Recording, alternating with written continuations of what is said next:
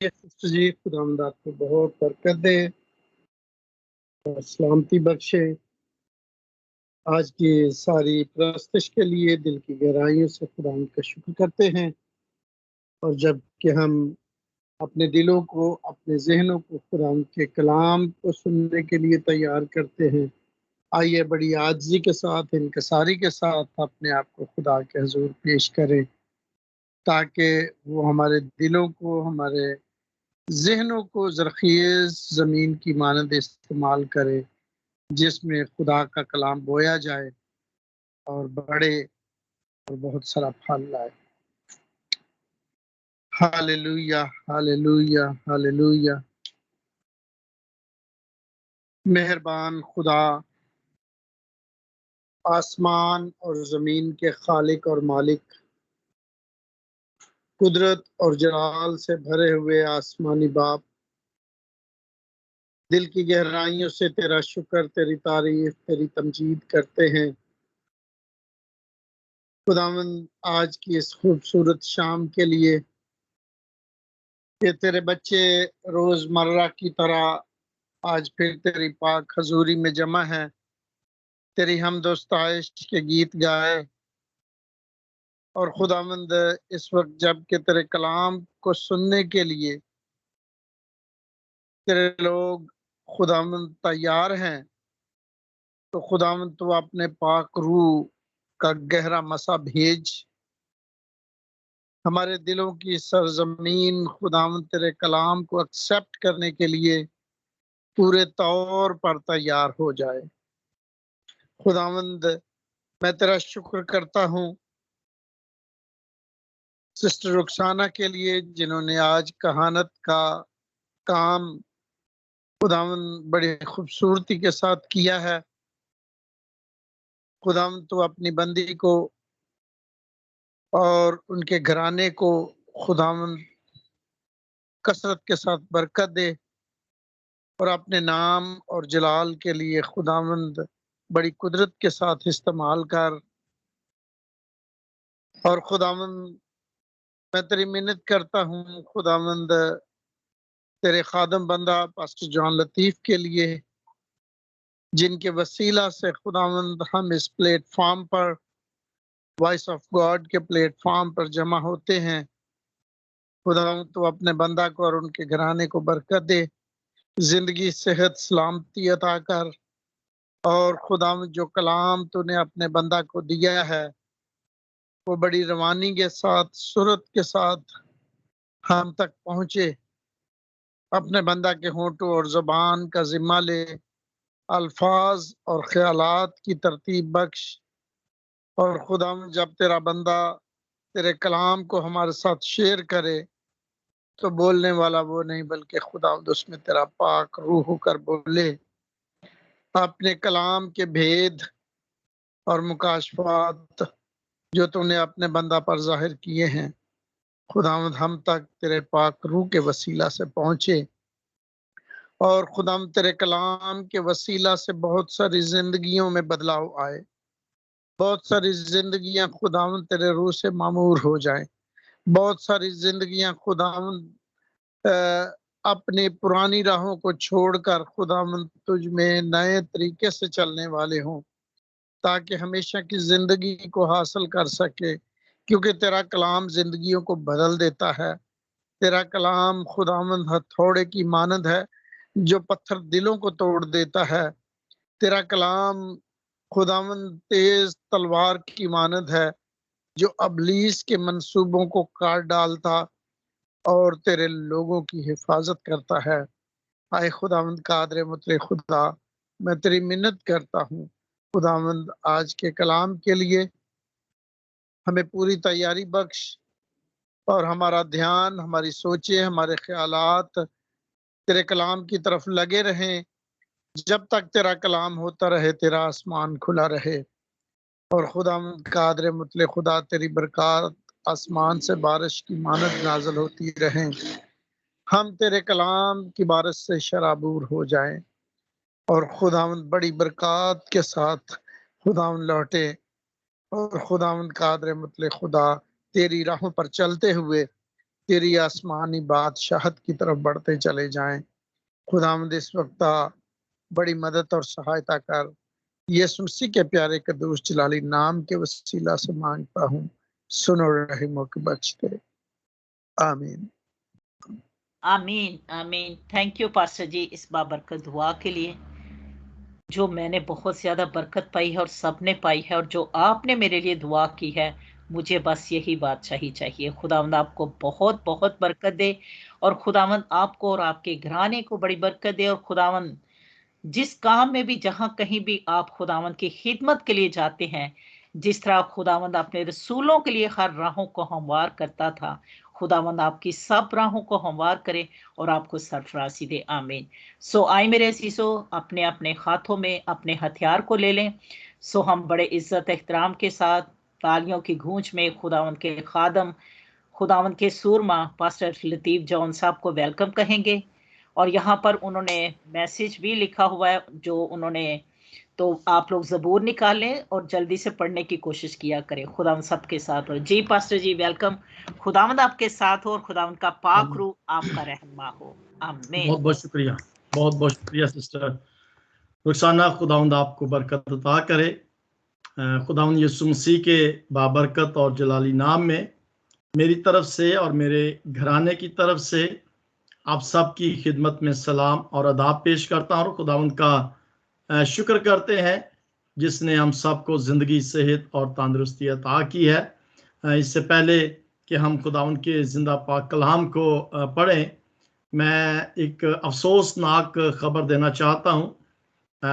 इबादत के शुरू में बात कर रहा था भाई विलियम से कि सिस्टर क्रिस्टीना की जो भावज हैं, उनके बड़े भाई रॉबिन्सन है, तो उनकी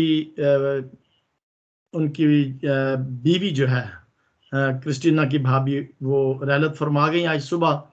तो दो उनकी बेटियां थीं और डिलीवरी केस ही था, तो उसमें बेटी भी, माँ और बेटी दोनों की डेथ हो गई है। तो हम ज़रूर, बेटी क्रिस्टीना ने मुझे फ़ोन किया था कि प्लीज़ सबसे दुआ के लिए रिक्वेस्ट करें कि उस ख़ानदान की बच्ची की बेटियां उसकी और भाई विंसन की तसल्ली के लिए दुआ करें। सो मेरे तो ये बहुत ज़रूरी है कि हम एक रूहानी ख़ानदान होते हुए एक दूसरे के गम में शरीक हो, एक दूसरे के लिए दुआ करें। जिस तरह से हम एक दूसरे की खुशियों को सेलिब्रेट करते हैं, इसी तरह हम एक दूसरे के गमों में भी शरीक हों। और अगर पॉसिबल हो सके तो हम ज़रूर उस ख़ानदान को, अगर हमारे पास नंबर हो तो आप ज़रूर उन्हें कंडोलेंस जो है वो लिख सकते हैं। खुदावंद उस ख़ानदान को तसल्ली दे और अपने पाक रूह कुद्दस की इत्मीनान अता करे। जी, बहुत ही प्यारे गीत, बहुत ही खूबसूरत प्रस्तुत जो है वो की गई है। और खुदावंद इसी तरह हम सबको अपने जलाल और अपनी खिदमत के लिए खर्च और इस्तेमाल करता रहे। लास्ट ट्यूसडे को खुदावंद के जिंदा पाक कलाम में से ज़बूर 4 की पहली 2 आयात जो थी वो आपके सामने पेश की गई थी। और मैंने सोचा कि आज जो तीसरी आयत है, हम उस आयत को आज गौर करते हैं, उस पर थोड़ा सा। ज़बूर नवीस की किताब, उसका 4था बाब और उसकी तीसरी आयत को हम पढ़ेंगे। और जैसे सिस्टर रुखसाना ने कहा कि अगर कोई जमायत में तैयार हो, रेडी हो पढ़ने के लिए, तो प्लीज़ जल्दी से अपने माइक को अनम्यूट कर लें।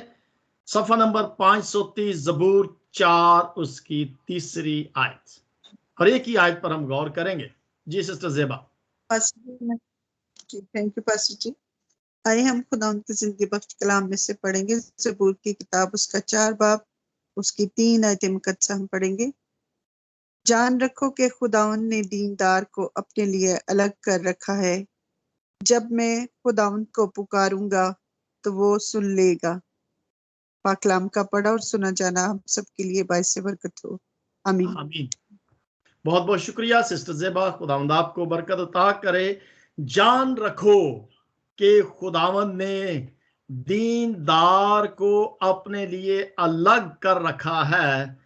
जब मैं खुदावंद को पुकारूंगा तो वो सुन लेगा। बहुत ही प्यारी खूबसूरत सिंपल सी आयत है, लेकिन आज हम इस आयत की थोड़ी सी गहराई में जाना चाहते हैं। अब इस आयत के अंदर तकरीबन 4 ऐसी बातें हैं। लास्ट ट्यूसडे को हमने पहली 2 आयात जो थी उन पर हमने गौर किया था। मेरे पास इतना टाइम नहीं है कि हम उन पहली 2 आयात की रिव्यू कर सकें, लेकिन आप ज़रूर अगर उसकी रिव्यू करना चाहें तो आप YouTube पर इसका पहला हिस्सा जो है वो देख सकते हैं। तीसरी आयत के अंदर जैसे मैंने बताया कि यहाँ पर 4 चीज़ें हैं जिन पर हम आज 10-15 मिनट के लिए गौर करना चाहते हैं। सबसे पहली चीज यहां पर जो नजर आ रही है वो है, जान रखो कि खुदावन ने दीनदार को, अब यहां पर दयानतदारी की बात हो रही है, वफादारी की बात हो रही है, ईमानदारी की बात हो रही है। और फिर दूसरी बात हम यहां पर देखते हैं जो हमारा आज का टॉपिक है, सेट अपार्ट, अलग कर लेना। और तीसरे नंबर पर है पुकार, और फिर उस पुकार का सुना जाना। मेरे अज़ीज़ों, कलाम मुकद्दस को जब मैं इसको पढ़ रहा था तो मेरी कोशिश होती है कि मैं उसको मुख्तलिफ जो ट्रांसलेशंस होती हैं, इंग्लिश के अंदर बहुत सारी ट्रांसलेशंस हैं, किंग जेम्स वर्जन है, न्यू गुड न्यूज़ बाइबल है एक, और एक और भी मेरे पास है, लेकिन ये जो है छोटी सी किताब है, इसके अंदर सिर्फ अंजील है, लेकिन ये जर्मन के अंदर, स्पेनिश के अंदर और इंग्लिश के अंदर ये है, छोटी सी किताब है, तो ये सिर्फ अंजील है। तो ये मुख्तलिफ, ये भी गुड न्यूज़ की तरह है। तो जब मैं इन मुख्तलिफ ट्रांसलेशंस को मैं देख रहा था तो हर ट्रांसलेशन का असल में जो मकसद था, आसान से आसान तरीके से लिखने का, वो सिर्फ और ये था कि हम उस बात को अच्छे तरीके से समझ लें। मिसाल के तौर पर इसको पंजाबी, भाई सूरत के पास मेरा नहीं ख्याल कि पंजाबी के अंदर वो बाइबल हो जिसके अंदर लिखा है, लेकिन हम पंजाबी ज़बूर तो हम बोलते हैं ना, पंजाबी ज़बूर हम गाते हैं। और पंजाबी ज़बूर की अगर हम तीसरी आयत को देखें तो तीसरी आयत के लिखा है कि यकीन जानो यहोवा ने है चुनिया दीनदारा नू, यकीन जानो यहोवा ने है चुनिया दीनदारा नू, जद उस नू मैं पुकारांगा सुनेगा ओ पुकारा नू। और बड़े अच्छा खूबसूरत ज़बूर है जिसको हम पंजाबी के अंदर गाते हैं, सिर्फ और सिर्फ इसलिए कि पंजाबी ज़बान जो है वो हमारी माँ बोली है, मदर टंग है, और हम इस पंजाबी के अंदर जब किसी चीज़ को बोलते हैं, पढ़ते हैं, सुनते हैं, समझते हैं तो वो बड़ा ही आसान हमारे लिए समझना। असल में समझाने का या इसको लिखने का आसान लैंग्वेज में मतलब सिर्फ एक ही है, और वो ये है कि हम उस चीज को बड़े गौर के साथ समझ सके, बड़े अच्छे तरीके से उस चीज को समझ लें। देखिए बात सिंपल है कि अगर कोई चीज है जिसके हमें समझ नहीं आती और हम पढ़ लेते हैं, या कोई बड़े हार्ड से लफ्ज जो है वो इस्तेमाल किए जाए कलाम के दौरान और उसकी समझ ही ना किसी को आए, बड़ी जिससे कहते हैं सलीस उर्दू, सलीस उर्दू, मेरी खैर उर्दू इतनी अच्छी नहीं है, तो जो सलीस उर्दू के अंदर जब वो गुफ्तगू करते हैं, कलाम को पेश करते हैं, तो फिर उसमें शायद थोड़ा सा समझना जो है वो मुश्किल हो जाता है। लेकिन जब पंजाबी के अंदर हम इस किसी गीत को गाते हैं, ज़बूर को पढ़ते हैं या कलाम को सुनते हैं, तो बहुत ही आसान हो जाता है। असल मकसद ही आसान से आसान या मुख्तलिफ तर्जमों के साथ लिखने का, तहरीर करने का जो मकसद है वो सिर्फ और सिर्फ ये है कि हम अच्छे तरीके से उस चीज को समझ लें। अब इस आयत के अंदर सबसे पहला लफ्ज जो लिखा हुआ है वो यही है कि जान रखो। जान रखो का मतलब यह है कि नो, इंग्लिश के अंदर नो लिखा लफ्ज है, याद कर लो, जान लो, समझ लो क्या कि हमारा खुदा जो है उसने क्या किया है, दीनदारों को चुन लिया है, अलग कर लिया है। अब इसका मतलब है कि जब किसी चीज को अलग किया जाता है तो फिर कुछ ऐसी चीजें होती हैं जो सही नहीं होती तो उसमें से फिर चुन लिया जाता है। और अक्सर जब बाजार के अंदर कोई खरीदो फरोख्त की जाती है ना, खासतौर पर हमारी बहनें जब बाजार में सब्जी लेने के लिए जाते हैं, और यहाँ पर यूरोप के अंदर तो पैकेट्स ही मिलते हैं, खुला भी होता है, लेकिन जब भी सब्जी लेने जाते हैं तो फिर वो अच्छे अच्छे जो टमाटर होते हैं या अच्छे अच्छे आलू जो होते हैं उनको चुन लिया जाता है, ताकि खराब आलू या खराब टमाटर जो है वो हमारे हिस्से में ना आ सके। अब इसी तरह यहाँ पर खुदावंद का बंदा दाऊद जो है वो ये फरमाता है कि जान रखो कि खुदा ने अपने लिए दीनदारों को अलग कर लिया है, अलग कर रखा है। मेरे अज़ीज़ों, दीनदार यानी कि वफादार, ईमानदार लोगों को खुदा ने अपने लिए अलग कर रखा है, अपने लिए। अब ये बात बड़े गौर तलब है। सबसे पहले तो हम इस चीज को देखना चाहते हैं कि खुदा ने अलग कर लिया है, चुन लिया है दीनदारों को। इसका मतलब है कि कुछ लोग ऐसे हैं जो दीनदार नहीं हैं। साफ है ना कि अगर उसने दीनदारों को चुना है तो इसका मतलब है कि कुछ लोग ऐसे हैं जो दीनदार नहीं हैं। लिहाजा हम आज इस चीज को देखना चाहते हैं कि यहां पर ये क्यों बात लिखी गई है।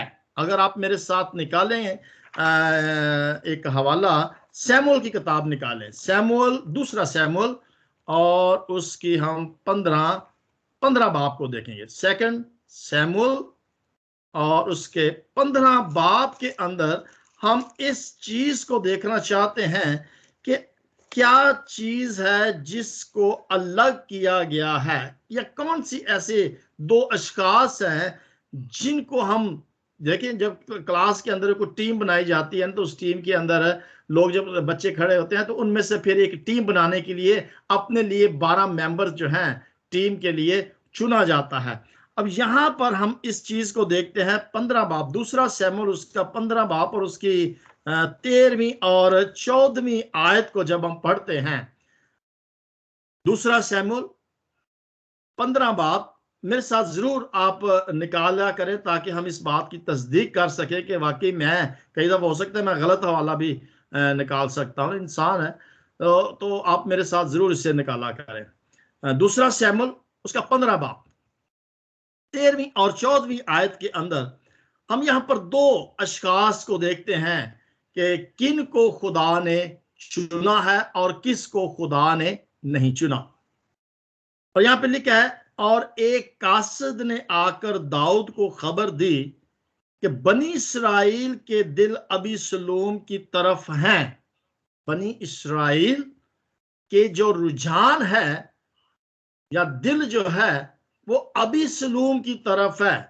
और दाऊद ने अपने सब मुलाजमों से जो यरूशलेम में उसके साथ थे कहा, उठ भागो चलें, नहीं तो हम में से एक भी अबीसलोम से नहीं बचेगा। चलने की जल्दी करो, ना हो कि वो हमको झट ले आ ले और हम पर आफत लाए और शहर को तरहीह करे।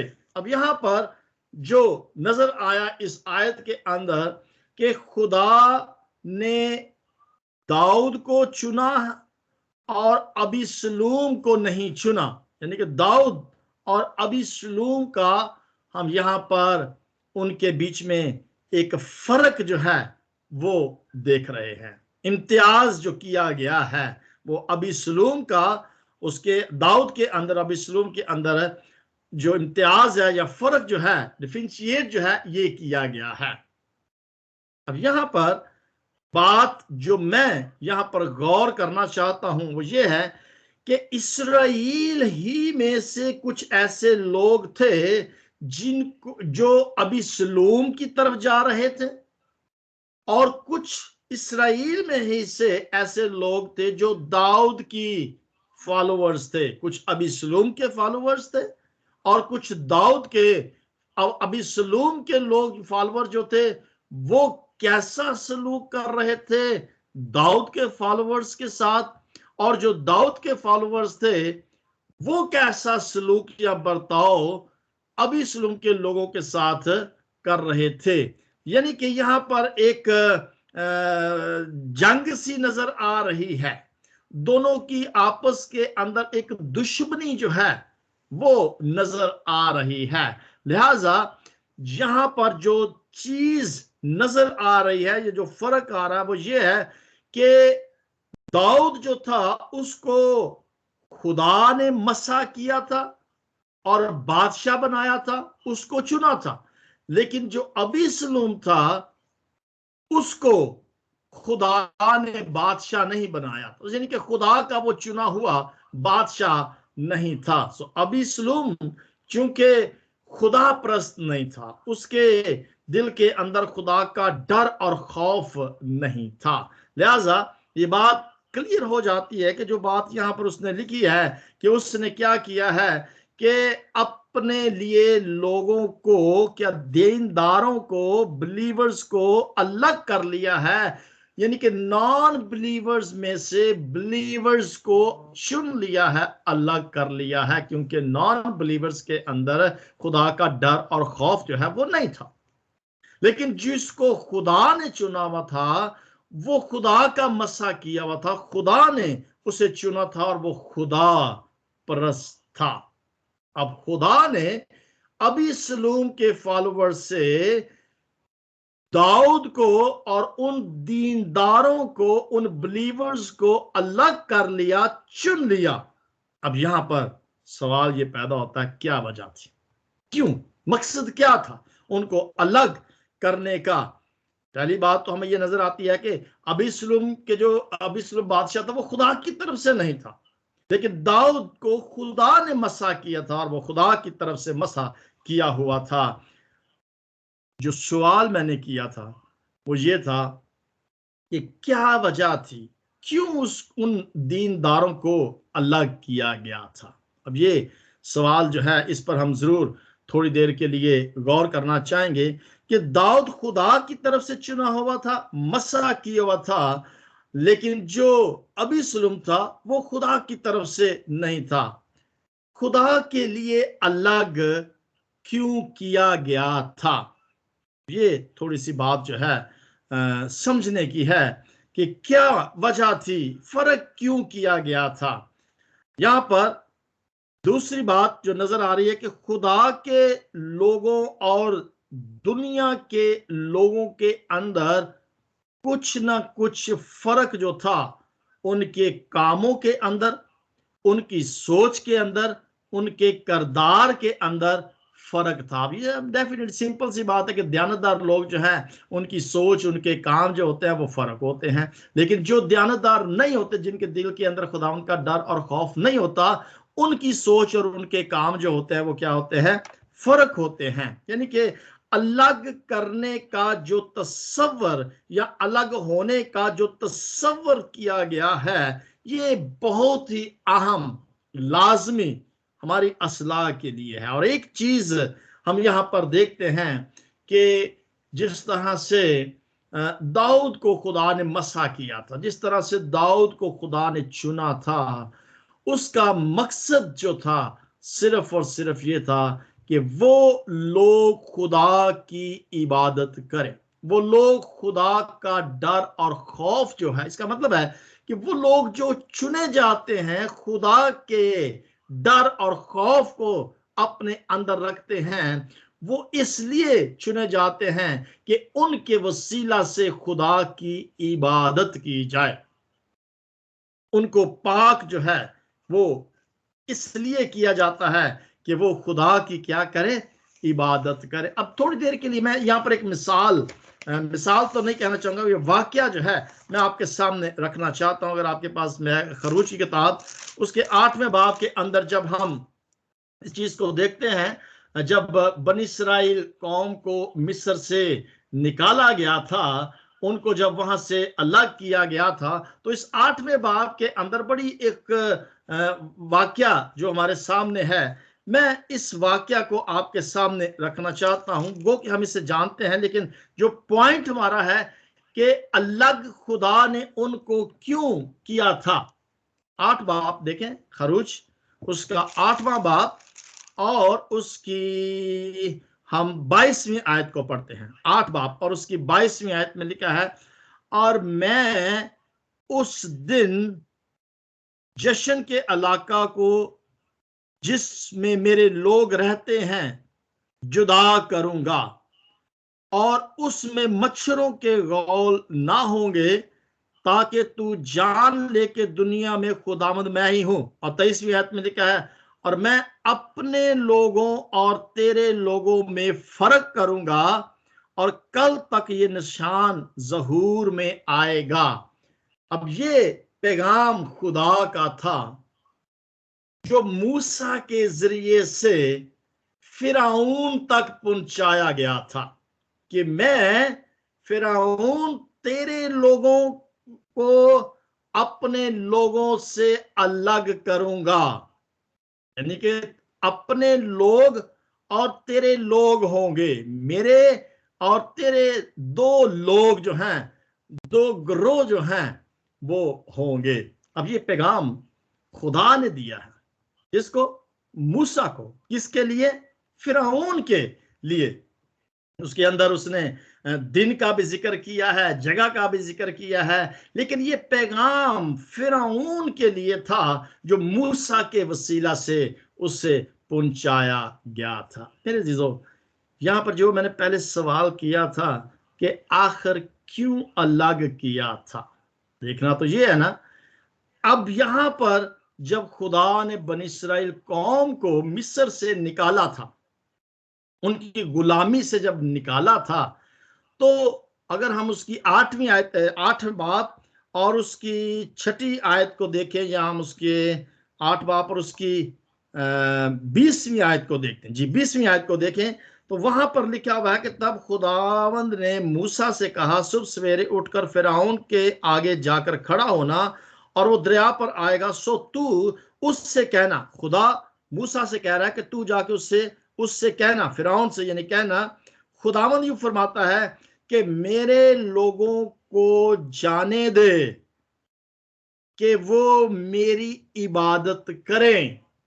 मेरे लोगों को जाने दे कि वो मेरी इबादत करे। अब यहां पर वो मकसद नजर आता है कि क्यों ये पैगाम खुदा ने फिरौन को मूसा के वसीला से भेजा कि मेरे लोग अलग किए जाएं ताकि वो मेरी इबादत करें। सो वाज़ेह हो गया, क्लियर हो गया कि खुदा क्यों इस दुनिया के लोगों से अलग कर देता है उन लोगों को जिनके दिल के अंदर खुदा का डर और खौफ होता है, ताकि वो उसकी इबादत करें। अब आप खुशकिस्मत कि आप घरों में बैठकर उसकी इबादत कर रहे हैं, और यही खुदा का मकसद है हमें अलग करने का। यही वो चाहता है कि हम जो उसके खून के वसीला से चुने गए हैं, जो अलग किए गए हैं, हम सिर्फ और सिर्फ उसकी इबादत करें, उसके फॉलोअर्स हों। हम किसी दुनियावी खुदा के फॉलोअर्स ना हों। हम अब देखिए यहां पर उसने जगह का भी जिक्र, इलाके का भी जिक्र किया हुआ है ना, यहाँ पर जश्न का इलाका जिक्र किया हुआ है, और फिर उसने बताया कि जो मेरे लोग होंगे उन पर मच्छर नहीं आएंगे, मच्छरों का गौल उन पर नहीं आएगा, लेकिन जो मिस्री लोग होंगे उन पर मच्छरों का जो वार है, गौल है, वो आएगा। और वो उस, अब देखिए ये मच्छर गो उस वक्त ये जो 10 आफतें थी उसमें ये शामिल थी, मच्छरों की भी ये आफत शामिल थी। लेकिन आज हम देखें इस बात पर, अगर हम गौर करें कि जिनको खुदा ने अलग कर लिया है, चुन लिया है, जो खुदा के खून के खरीदे हुए उसके बेटे और बेटियां हैं, वो बहुत सारी ऐसी आजमाइशों से, ऐसी तकलीफों से, ऐसी परेशानियों से महफूज हो जाते हैं, क्योंकि जब वो अपने खुदा को पुकारते हैं तो खुदा उनको जवाब देता है। सो उन तकलीफों से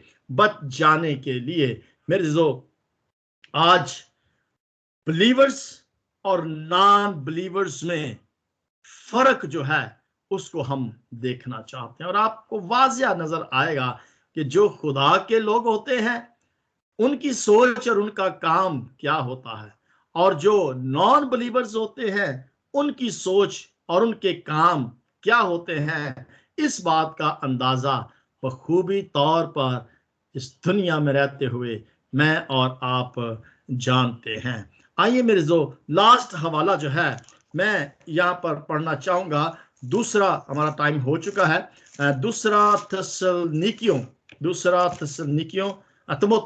तिमोथियस हम पढ़ेंगे और उसकी दूसरी आयत को हम पढ़ते हैं। दूसरा तिमोथियस उसका दूसरा बाब और उसकी 19वीं आयत को जब हम पढ़ते हैं तो वहां पे लिखा है,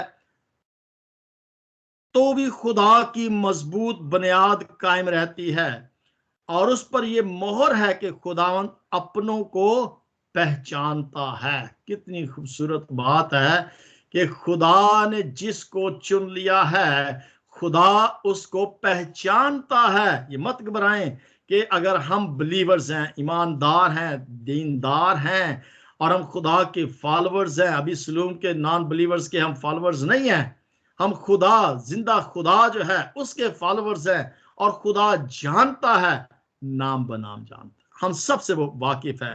कहता है कि वो पहचानता है, 19वीं आयत में लिखा हुआ है। और फिर इसका दूसरे से लिखा, और जो कोई खुदावंद का नाम लेता है, जो उसकी इबादत करता है, जो गीत गाता है, जो कलाम पढ़ता है, जो कलाम को सुनता है, लिखा है कि जो खुदावंद का नाम लेता है ना रास्ती से बाज रहेगा, ना रास्ती से बाज रहे, यानी कि वो अपनी जिंदगी के अंदर वो काम जो ना रास्ती के हैं उससे बाज रहे। इसका मतलब है कि अगर वो हमें पहचानता है, अगर मेरी और आपकी जिंदगी में से कोई नारास्ती के काम हो जाते हैं तो पहली बात वो कहता है बाज रहो, और अगर हो जाते हैं तो उसको पता होता है। दुनिया से हम छुपा लेंगे लेकिन हम खुदा से नहीं छुप सकते। मेजो खुदावंद अपनों को पहचानता है कि कौन खुदा का नाम लेता है और कौन अपना ही नाम जपता है। बिल्कुल वाज़ेह है कि कौन अपनी भलाई चाहता है और कौन खुदा का नाम लेता है। वो जानता है कौन नारास्ती से काम करता है और कौन नारास्ती से बाज रहता है। मेरी ये आपसे दुआ है, मेरी आप सबसे ये इल्तजा है, मेरी आप सबसे ये मिन्नत है, दरखास्त है कि ये दाऊद की जिस तरह से ये दुआ है, अगर आप इस ज़बूर को पढ़ें तो ये दाऊद की एक दुआ है और खुदा के फजल के लिए वो पुकारता है, खुदावंद तेरा फजल जो है वो मुझे चाहिए, क्योंकि वो दुश्मनों के अंदर घेरा हुआ था ना। जैसे हमने शुरू में वो आयत पढ़ी थी ना अबीसलूम के सैमुअल के अंदर, कि वो अबीसलूम जो था वो खुदा के लोगों पर जुल्म कर रहा था, सितम कर रहा था, परसिक्यूशंस कर रहा था, सता रहा था, और आज भी ऐसा ही हो रहा है। वो दुश्मनों के अंदर घेरे हुए थे और वो सिर्फ और सिर्फ अपने खुदा से दुआ करता है। और ये दुआ आज मेरी आप सब के लिए है कि हम अगर किसी बीमारी में घिरे हुए हैं, दुश्मनों के अंदर घेरे हुए हैं, ऐसी मुश्किलात के अंदर हैं, ऐसी तकलीफों के अंदर हैं, तो जैसे उसने कहा कि जद उसनु पुकारांगा मैं, सुनेगा ओ पुकारानू, सुनेगा ओ पुकारानू। दुआ है ना ये पुकार। जब पुकार का मतलब है कि हम उससे दुआ करते हैं, कि जब हम उससे दुआ करेंगे तो वो हमारी दुआओं को क्या करेगा, सुनेगा। मैं आज यहाँ अपने तमाम बहनों को, भाइयों को, बेटे बेटियों को, खुदा उनके खादमों को, नाजरीन को, हाजरीन को, सुनने वालों को इनकरेज करना चाहता हूं कि गुनाह से बाज रहें। हमारे जिंदगी के अंदर कोई ऐसा फेल ना आए जो खुदा को पसंद नहीं है। छोटी छोटी बातें हमारी जिंदगी के अंदर होती हैं और हम उसकी परवाह नहीं करते। नारास्ती से बाज आने के लिए खुदा पर हम भरोसा करें, उससे पुकारें। और पुकारेंगे उस वक्त जब हमारा उस पर भरोसा होगा। अभी सलूम उसका दुश्मन था, लेकिन यहां पर दाऊद इस बात की गवाही देता है, और हम सब के लिए उसकी गवाही जो है ये तसल्ली बख्श है कि जब मैं उससे पुकारता हूं तो वो मेरी पुकार को सुनता है। आए मेरे अजीजों, हम उसके चुने हुए, खून से खरीदे हुए अलग पाक लोग हैं। वो हमारी दुआओं को सुनता है, बशर्ते कि हम उसको पुकारें। खुदावन इस कलाम के वसीला से हम सबको बरकत, सेहत और तंदुरुस्ती अता करे। आमीन and God bless you all. आमीन आमीन, ऐसा ही। थैंक यू पास्टर जी इस बाबरकत कलाम के लिए, जिसके वसीला से हम सब ने बहुत बहुत बरकत पाई है। खुदावंद आपको बहुत ज़्यादा बरकत दे, खुदावंद आप पर और गहरे मुकाशफात को अयां करता रहे, और खुदावंद हमेशा जहां कहीं भी आप कलाम का प्रचार करते हैं, उस प्रचार के वसीला से खुदावंद उन